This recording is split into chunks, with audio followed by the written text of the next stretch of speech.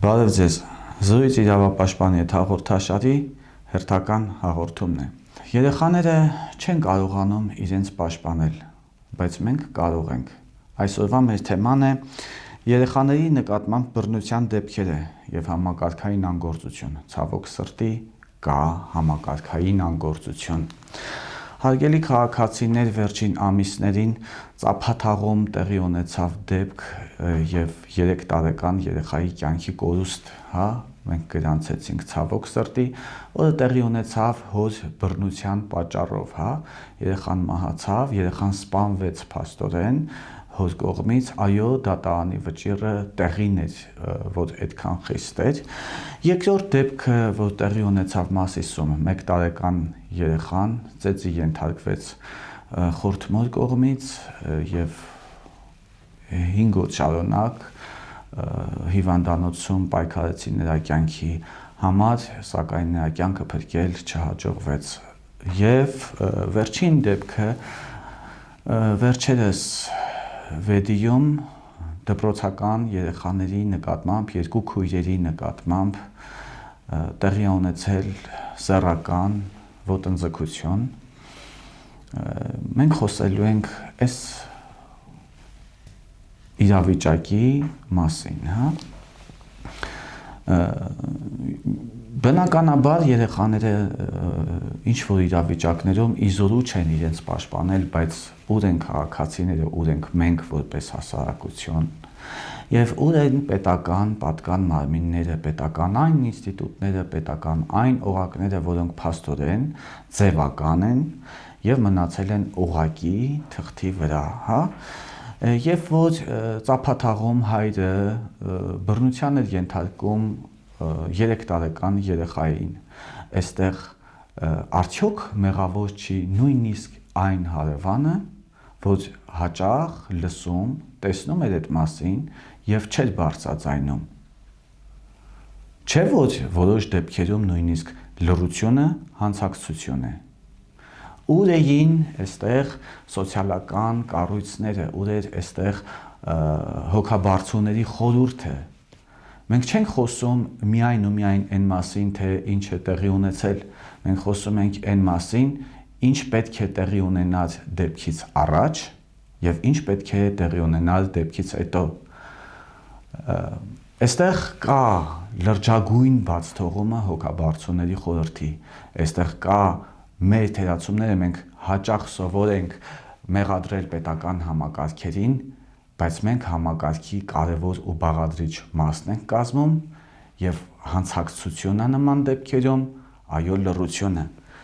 Նույն բանը կարող ենք ասել Մասիսում տեղի ունեցած 1 տարեկան երեխայի սպանության վերաբերյալ, երբ որ ամբողջ հասարակությունը պահանջում էր և մինչև օրս պահանջում է խստագույն պատիժ, հաճախ մենք լսում ենք մահապատիժ որպես պահանջ, հաճախ մենք լսում ենք ցմահ բանտարկություն որպես պահանջ, մենք խոսում ենք այդ մասին, մենք քննարկում ենք, մենք հուզվում ենք, ցավոք սրտի այս դեպքերը այլևս դարձել են ոչ թե անակնկալներ, այլ օրինաչափություն, ինչը վտանգավոր է։ Եթե 1 տարեկան երեխային տևական ժամանակներ շարունակ ծեծի են ենթարկում ինչ-որ ընտանիքում, այնտեղ հարևանները որևէ ձայն չէին լսում, ինչի չէին բարձրաձայնում այդ մասին, չէ՞ որ կարող էին կանխել իրավիճակը։ Այստեղ 1 տարեկան երեխային ես պետք է ասեմ, որ տարածաշրջանի պոլիկլինիկայի ներկայացուցիչը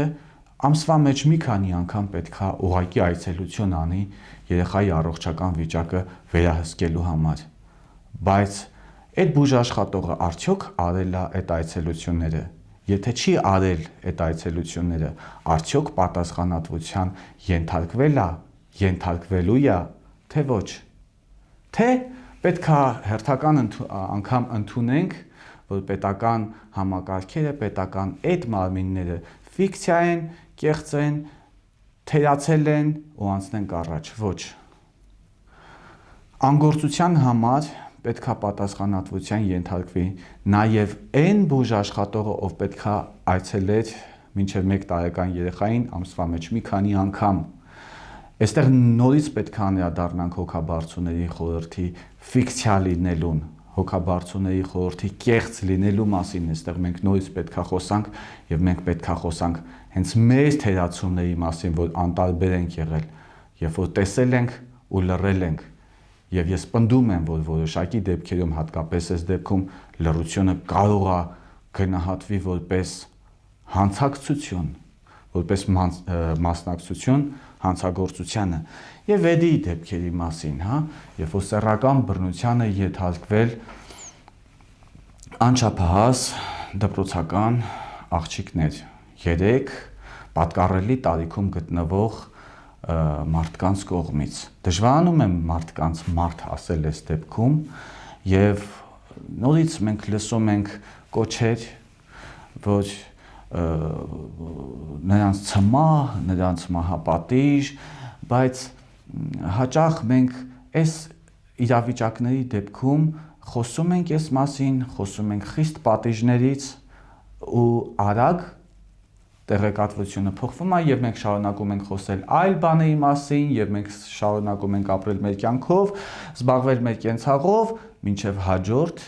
այսպես ասած, ճակերտների մեջ ասված հաջորդ անակնկալը, որը ես պնդում եմ այլևս անակնկալ չէ, ինչպես ենք մենք վերաբերվում մեր երեխաներին։ Տևական ժամանակ այս երեխաները ենթարկվել են սեռական բռնության։ Փաստորեն դեռ բավական չէ սոցիալական մարմինների անբավարար աշխատանքը, հոգաբարձուների խորհրդի պարզապես բացակայությունը դեռ բավական չէ,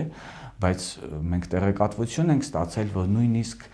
դպրոցի տնօրեն Տիկին Պապոյանի կողմից հանցագործության մասին հաղորդում ա եղել, փաստորեն ոստիկանությանը դիմել են այս հարցերով եւ դրանից հետո խափանման միջոց որպես կալանքը չի ընտրվել։ Չէ՞ որ օբյեկտիվ խափանման միջոց չունենալը բավականին ռիսկային է, որովհետև հանցավորները կարող էին ազդեցություն ունենալ վկաների վրա, հանցավորները կարող էին տարբեր քայլերի գնալ կամ հանցանքը կարող էր կրկնվել, չէ՞ որ սա հասարակության համար իրենից առանձնապես վտանգ ներկայացնող հանցավորության մասին է այստեղ խոսքը գնում։ Պետք է ընտրվել խափանման միջոց, այսինքն չեն աշխատել ոչ միայն ոստիկանությունը, այսինքն ներքին գործերի նախարարության համապատասխան վարչությունները, եւ չեն աշխատել քննչական կոմիտեի վեդու համապատասխան կառույցները եւ չեն աշխատել դատաիրավական համակարգը։ Մենք այսօր տեղեկատվություն չունենք քննիչը նման միջնորդություն կալանքը իբրև խափանման միջոց ընտրելու միջնորդություն ներկայացել էր արդյոք դատարանում, դատարանի կողմից չի բավարարվել, թե քննիչը այդպես էլ դատարան չէր ներկայացրել ընդհանրապես հանցավորներին։ Եվ այստեղ խնամի ծանոթ բարեկամները, որ տևական ժամանակ կարող էին տեսնել, լսել եւ կարող էին կանխարգելել, այստեղ հասարակությունը անհատը փաստորեն որպես պետական համակարգի բաղադրիչ մաս երբեք ոչինչ չի անում, մեկնաբանելով, որ ինչի պիտի խնդիրը դուրս գա հենց մեզանից, ինչի պիտի ասողը լինենք հենց մենք, եւ նման իրավիճակները ստեղծում են այսպիսի տխուր հետևանքներ, որի մասին մենք ժամանակ առ ժամանակ լսում ենք եւ ընդունում ենք իբրև անակնկալ եւ այլանդակություն, բայց մենք մատներս մատին չենք տալիս։ Այսպիսով, հարգելի քաղաքացիներ, պետքա մեզ դրսևորենք որպես քաղաքացի, պետքա մեզ դրսևորենք որպես կազմակերպված այնպիսի անհատներ, որ մենք ինքներս մեր հայացքով, մեր խոսքով, մեր գործունեությամբ, մեր խնդիրը բարձրաձայնելով կարողանանք արգելել եւ թույլ չտալ նման տխուր հետևանքները։ Այսպիսով մեր հերթական հաղորդումը մոտեցավ իր ավարտին։ Հավանեք, տարածեք, գրեք ձեր կարծիքները մեկնաբանություններում, ուղարկեք մեզ հարցեր։